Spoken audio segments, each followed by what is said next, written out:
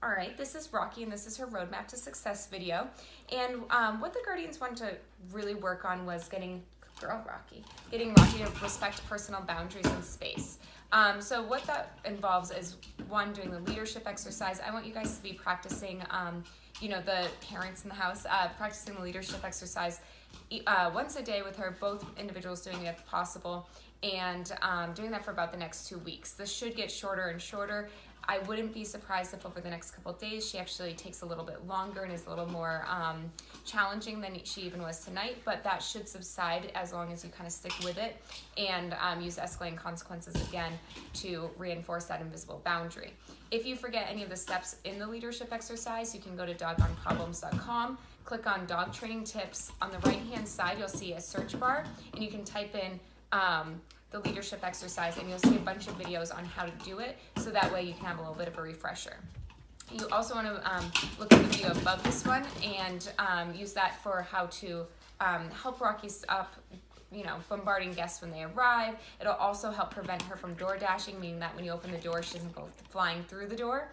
So that way that's also another added benefit for using the claiming the door exercise. So I'll refer you to that for the specific steps and how to go about that. Other things that I want to remind you of is Rocky.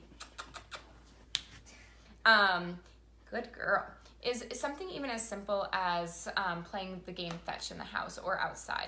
I want you to start asking her to sit before you throw the ball for her at any point. You want her to build up that type of self-control on a daily basis, so every time you go to throw the ball for her, wait for her to sit or ask her to sit before throwing it to her.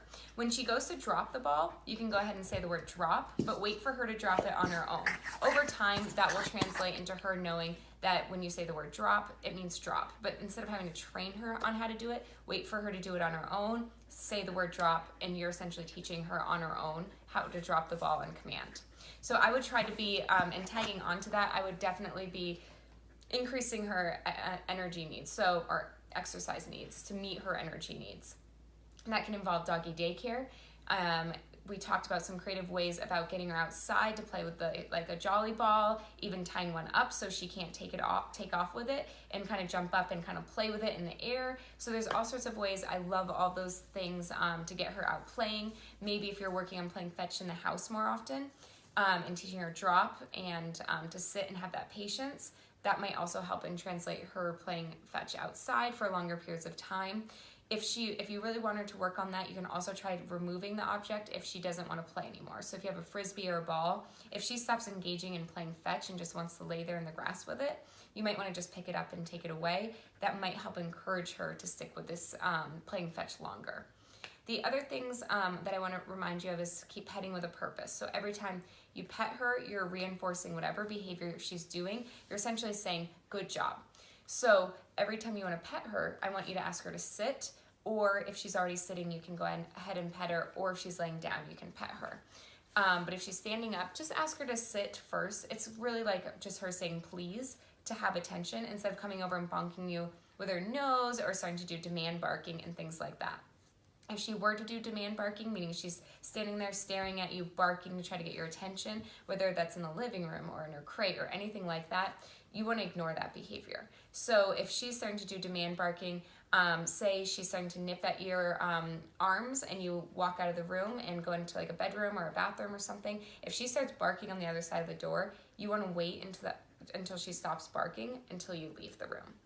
And then use the escalating consequences to disagree with her. So again, that means the first one is hiss, then you stand up abruptly, turn and face her, then you start to march towards her, and then you can use the leash as a leash timeout. I want to remind you that to get a leash kind of like this for a leash timeout, it's just a chain leash. This won't go around her body or do anything hurtful. This is just to prevent her from chewing on it and starting to build up a bad habit of chewing on a nylon lead. And then aside from that, just remember to work on building up that self-control. So when you go to let her outside to go to the bathroom, ask her to sit before you let her out the door. All right, and lastly, I just want to remind you that everything you do trains your dog, only sometimes you mean it.